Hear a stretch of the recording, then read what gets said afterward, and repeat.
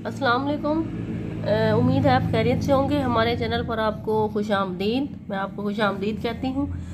कल हमने पढ़ा था नज़्म ला इलाहा इल्लल्लाह, जो कि अल्लामा इकबाल की नज़्म है। हमने इसकी जो है इसकी तशरीह की थी, बहुत अच्छे से की थी। उसकी जो है वीडियो है वो मैं डिस्क्रिप्शन में डाल दूँगी, आप देख लीजिएगा। तो आज हम इसके करेंगे मशकी सवालात, ठीक है। तो उसके मशकी सवालात हम करेंगे, ठीक है। लेसन के जो क्वेश्चंस हैं आज हम वो हल करेंगे। तो देखते हैं पहला सवाल।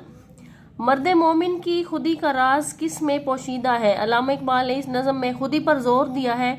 जो नज़म है ला इलाहा इल्लल्लाह, हमने कल इसकी अच्छे से तफसील में जो है तशरीह की थी। तो वो कहते हैं कि मर्द मोमिन की खुदी का राज किस राज में जो है पोशीदा है? हर मोमिन की खुदी का राज ला इलाहा इल्लल्लाह में पोशीदा है, कि अगर वो कलमा ला इलाहा इल्लल्लाह पढ़ लेता है तो वो हर खौफ से आज़ाद हो जाता है और अपने नफ्स से जो है आज़ाद हो जाता है। सही है। तो दूसरा सवाल देखें। नज़्म के दूसरे शेर में हज़रत इब्राहीम अलैहिस्सलाम के किस वाक़ये का जो हवाला दिया गया है? नज़्म का दूसरा शेर है जो हज़रत इब्राहीम अलैहिस्सलाम के दौर में बुत परस्ती अरूज पर थी। एक मखसूस बुत खाना था जहाँ पर बेशुमार बुत पड़े हुए थे। शेर कौन सा था? कि ये दौर अपने इब्राहिम की तलाश में है, सनम कदा है जहाँ ला इलाहा इल्लल्लाह। वो कहते हैं कि ये दौर जो है हज़रत इब्राहिम जैसे ईमान वाले की तलाश में है, जहाँ पर सनम कदा है, जहाँ पर बुत खाना है, वहाँ पर ला इलाहा इल्लल्लाह का प्रचार ज़रूर होगा। तो वो कहते हैं कि जहाँ पर बेशुमार बुत पड़े हुए थे हज़रत इब्राहीम अलैहिस्सलाम के दौर में, जिनकी लोग इबादत करते थे, एक दिन हज़रत इब्राहीम अलैहिस्सलाम ने कुल्हाड़ा लिया और बुत खाने में जाकर तमाम बुतों को तहस नहस कर दिया। ये ला इलाहा इल्लल्लाह की ताकत थी, कलमा था जो को उन्होंने पढ़ा था और वो इसको मानते थे, इस पर यकीन करते थे। उन्होंने कलमा पढ़ा और बुतों को जो है ख़त्म कर दिया, उनको तोड़ फोड़ कर रख दिया। सवाल में एक शेर मतलब लेसन में सॉरी एक शेर का जिक्र था जिसमें था फरेब सूदो ज़िया। फरेब सूदो ज़िया एक लफ्ज़ का जो है इस्तेमाल हुआ था। उसका क्या मतलब है हमें पता होना चाहिए। वो कहते हैं कि दुनिया के अंदर इंसान जो नफ़ा नुकसान के चक्कर में फंसा हुआ है, ये सब धोखे के सौदे हैं। वो कहते हैं इंसान इस दुनिया में दौलत कमाने में लग गया, उसने कहा कि बस यही मेरी आखिरी ज़िंदगी है जी, तो मैंने यहाँ पर रहना है, मैं सब कुछ यहाँ पे बना लूँ, अपनी दुनिया बना लूँ, मालो दौलत इकट्ठा कर लूँ, ये वो, ठीक है। लेकिन ये सब धोखे के सौदे हैं। ये पहली बात ये है कि इंसान नफ़ा नुकसान का मालिक ही नहीं है। फिर दूसरी बात, असल नफ़ा नुकसान जो है वो तो आखिरत का है। इस तरह इंसान का ध्यान ही जो है इसकी तरफ नहीं जाता कि आखिरत ही जो है मेरी असल खेती है, वहाँ पर मैं यहाँ पर जो भी अमल कर रहा हूँ वहाँ पर मुझे इसका अजर दिया जाएगा, अच्छा या बुरा जो भी मैं काम कर रहा हूँ, वो ये भूल जाता है। शायर ने बुत्ताने वहमो गुमा किस चीज़ को करार दिया है? शायर ने दुनियावी मालो दौलत, रिश्तों, नातों, अनापरस्ती और झूठी खुददारी को जो है बुत्ताने वहमो गुमा। वो कहते हैं कि तुम्हारे वहम के बुत हैं, इसे तोड़ डालो कि तुमने यहाँ पर हमेशा लेना है, मालो दौलत की तरफ ना। रिश्ते नाते अनापरस्ती छोड़ दो, रिश्तेदारों की पासदारी करो, हमदर्दी तुम्हारे अंदर से ख़त्म हो गई है। शायद ने बुताने वहमो गुमा इसी चीज़ों को ही करार दिया है। दुनियावी मालो दौलत, रिश्ते नाते, अनापरस्ती, ये जो सब चीज़ें हैं इनको वहमो गुमा करार दिया गया कि ये वहम है, गुमान है, बुरे गुमान है। अब अगला सवाल है जी। नज़्म के आखिरी शेर में डॉक्टर अल्लामा मोहम्मद इकबाल ने मर्द मोमिन को क्या पैगाम दिया है? नज़्म के आखिरी शेर में जो है अल्लामा इकबाल ने मर्द मोमिन को हर हाल में तौहीद पर कायम रहने और इसका प्रचार करने का हुक्म दिया है। हर हाल में कायम रहने का क्या मकसद है? उन्होंने कहा है कि मैं दोबारा रिपीट कर दूं, अल्लामा इकबाल ने मर्द मोमिन हर हाल में तौहीद पर रहने का मकसद ये है कि तुम पर कोई भी बुरे हालात आए तो तुम्हें चाहे सारी दुनिया ही गलत रास्ते पर चल पड़े, लेकिन तुमने जो है तौहीद का दामन पकड़ लिया है, ला इलाहा इल्लल्लाह मुहम्मदुर रसूलुल्लाह सल्लल्लाहु अलैहि वसल्लम। अगर वो तुमने वो पढ़ लिया है तो तुमने उस पर कायम रहना है, ठीक है। तुमने उस पर कायम रहना है क्योंकि मोमिन जो है हर हाल में तौहीद पर कायम रहता है। जिसने कलमा पढ़ दिया वो इसमें बंध गया, उसने दुनिया भी बना ली और अपनी आखिरत भी बना ली। अच्छा, हमने देखें यहाँ पर खाली जगह है, फिल इन द ब्लैंक्स है, ये हमने इनको करना है। और ये देखें ये जो अल्फाज दिए गए हैं, ये सारे अल्फाज, इनकी मदद से जो है हमने ये खाली जगह हमने पुर करनी है। इन लफ्ज़ों की मदद से यही लफ्ज़ लगाने हैं। सही है। देखते हैं कि कलमा हक ला इलाहा इल्लल्लाह में डैश का राज पोशीदा है। इसमें से कौन सा लफ्ज़ आएगा? आप देखें, खुदी का राज पोशीदा है। सही हो गया, यहाँ पर आएगा खुदी। अगर खुदी का डैश जानना चाहते हो तो कलमा हक की हकीकत जानने की कोशिश करो।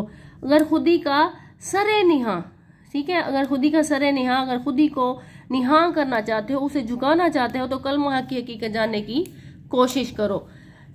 ये दौर अपने इब्राहिम की डैश में है, हजरत इब्राहिम की तलाश में है, उस जैसे ईमान वाले की तलाश में है, अपने इब्राहिम की तलाश में है।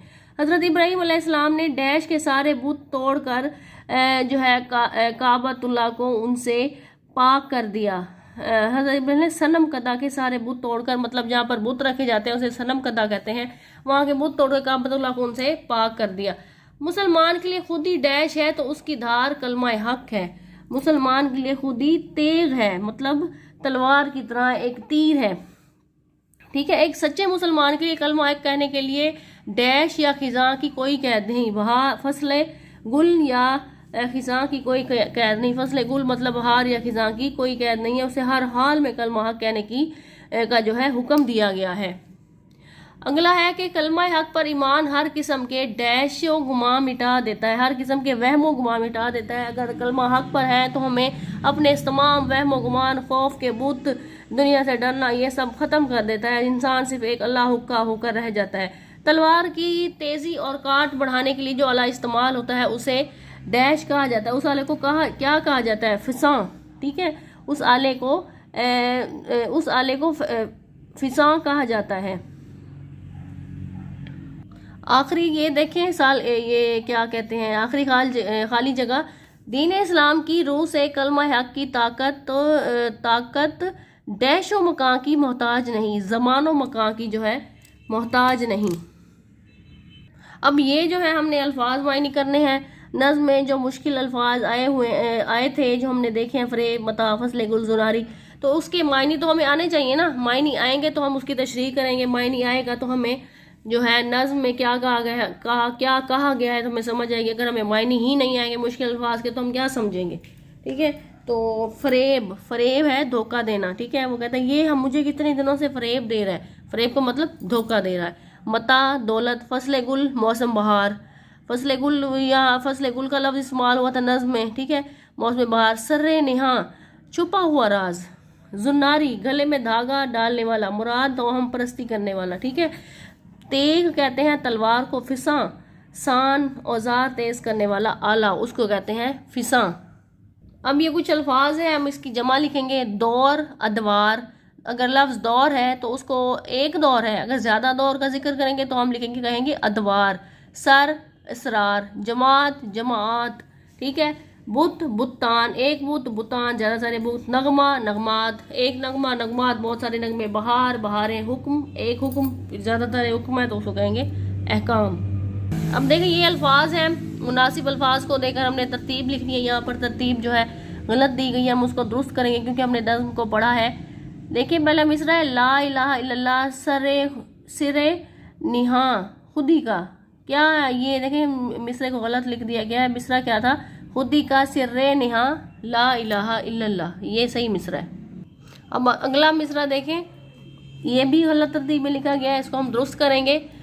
मत्ताए गरूर का किया है तूने सौदा। हमने नज़्म में क्या पढ़ा था? मिसरा था किया है तूने मत्ताए गरूर का सौदा, सही है। अब अगला है जुन्नारी हुई खरदे ज़मानो मकां की। देखिए बिल्कुल पढ़ने में भी पता चल रहा है कि गलत लिखा गया, तरतीब गलत है। खुर्द हुई है ज़मानो मकां की जुन्नारी, खुर्द मतलब अकल। अगरचे जमात की आसीनों में बुत है, ये तो गलत है। अगरचे बुत है जमात की आस्तीनों में, मुझे है जो है हुक्म अज़ा ला इलाहा इल्लल्लाह, ठीक है। फसले गुलो लाला का ये नगमा पाबंद नहीं, गलत मिसरा। मिसरा असल ये है, ये नगमा फसले गुलो लाला का नहीं पाबंद, ठीक है। अब आगे है, हमने ये अल्फाज हैं इसके मुतज़ाद लिखने हैं, मतलब इनका उल्ट लिखना है। दुनिया है तो आखरत, ये देखिए ये लफ्ज़ दुनिया है उसका मुतज़ाद है आखरत। गरूर है तो दूसरी हालत में हम देखें तो आजिज़ी है। बहार है तो खिज़ां का मौसम है। पाबंद है तो आज़ाद है। अक्लमंद है तो दूसरी हालत में वो बेवकूफ़ है। मकां, ज़मा। अब इसके आगे है कि नज़्म ला इलाहा के मुताबिक मुनासिब लफ्ज़ चुन कर मिसरे मुकम्मल करें, ठीक है। हमने यहाँ पर दुरुस्त ये तीन लफ्ज़ दिए गए हैं, इनमें से जो है हमने सही लफ्ज़ चुनना है और इसमें खाली जगह को पुर करना है। खुदी है डैश फिसा ला इलाहा इल्लल्लाह, खुदी है तीगे फिसा, ये वाला जवाब आएगा इसमें तेग। किया है तूने मताए डैश का सौदा, मताओ गरूर का सौदा, ये लफ्ज आएगा इसमें। बुत्ताने वहमो डैश ला इलाहा इल्लल्लाह, बुत्ताने वहमो गुमा, ये गुमा आएगा, ये तीसरा, ये इसका जवाब है। अब अगला है ये नगमा फसले गुलो लाला का नहीं डैश, नहीं पाबंद पैबंद या पसंद पाबंद, ठीक है, तो इसमें ये आएगा पाबंद का नहीं पाबंद। अगरचे बुत हैं डैश की आस्तीनों में, किसकी आस्तीनों में, जमात हिंदुओं या मुशरिकीन, जाहिर सी बात है हमने जमात पढ़ा था आखिरी शेर में, अगरचे बुत हैं जमात की आस्तीनों में। अब ये अल्फाज है, हमने इसको जुमलों में इस्तेमाल करना है, हमने इसके जुमले बनाने हैं। इन अल्फाज, ये जो अल्फाज दिए गए हैं सारे, इनके हमने जुमले बनाने हैं। तिलाश, पहला लफ्ज़ है तिलाश। माँ ने गुमशुदा बच्चे की तलाश में इलाका छान मारा। आप अपनी तरफ से जुमले बना सकते हैं जिसमें ये जो जिस लफ्ज़ का जुमला बना रहे हैं वो लाजमी आना चाहिए। या मेरी पेंसिल गुम हो गई, मैं इसको तलाश कर रहा हूँ, अपनी तरफ से बना लें, सही है, जो आपको ईजी लगे। जहाँ, जहान, ये दुनिया, ये जहान फ़ानी है, एक दिन सब कुछ ख़त्म हो जाएगा, ठीक है। वहमो गुमा, ठीक है, मेरे वहमो गुमा में भी ना था कि वो मुझे धोखा देगा। बुत, हज़रत इब्राहीम अलैहिस्सलाम ने बुत कर दे के सारे बुत पाश पाश कर दिए, मतलब तोड़ दिए। नगमा, 14 अगस्त के दिन रेडियो और टेलीविज़न पर मिली नगमे गूंजते हैं। अगला लफ्ज़ है गरूर। गरूर का सर नीचा होता है। तेग, पुराने दौर की जंगों में लाखों लोगों को तय तय कर दिया था, मतलब पुराने लाखों लोगों को तय तय कर, मतलब पुरानी जंगों में लोगों ने लाखों लोगों को तय तय कर दिया जाता था, मतलब ख़त्म कर दिया जाता था, मार दिया जाता था। अब देखिए ये क्या है, ये हमने अल्फाज हैं, ये इन हम आवाज़ जो अल्फाज होते हैं उनको कहते हैं काफिया। हम आवाज़ कैसे कहते हैं, जो बोलने में एक जैसे हों, ठीक है। हमने उनकी जो है तरतीब बनानी है, जो लफ्ज़ एक बोलने में एक जैसे हों उनको हमने मिलाना है। देखिए लफ्ज़ हैं सौदा, लाला, गरूर, अगर, माल, जमा, हमने इसके हम आवाज़ जो है अल्फाज बनाने हैं।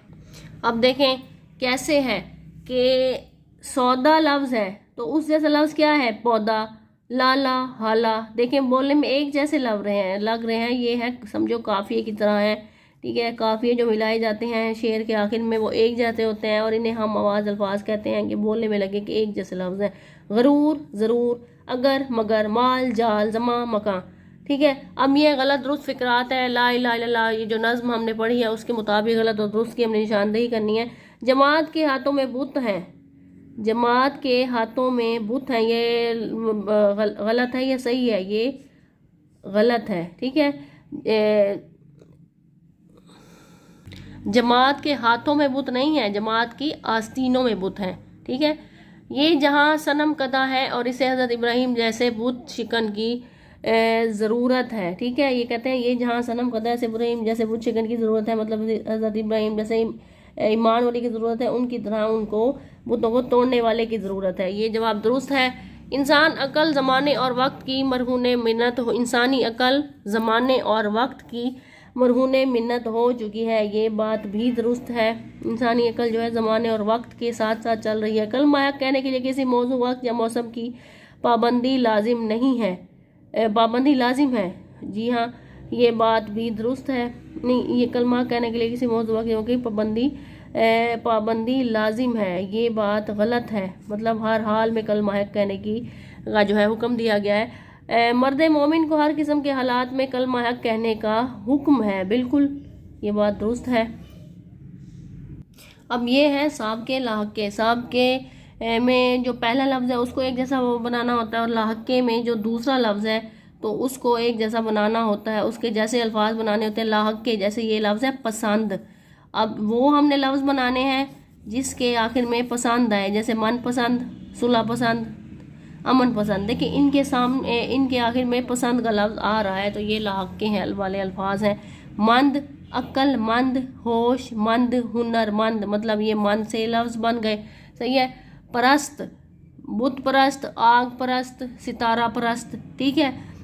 अनापरस्त, अनापरस्त हो गया, मतलब उसके आखिर में परस्त वाला ये लफ्ज़ आए तो ये लाहक का बन जाएगा। गीर, आलमगीर, दस्तगीर, बगलगीर। अब देखिए इन सब के आखिर में गीर गीर ये लफ्ज़ आ रहा है तो ये लाख के बन गए। उम्मीद है आपको इसकी अच्छी सी जो है इसकी आपको मश्की सवालात जो है वो हल हो गए होंगे। अगर आपको वीडियो पसंद आई है तो लाइक करें, शेयर करें और हमारे चैनल को ज़रूर सब्सक्राइब करें। Thanks for watching.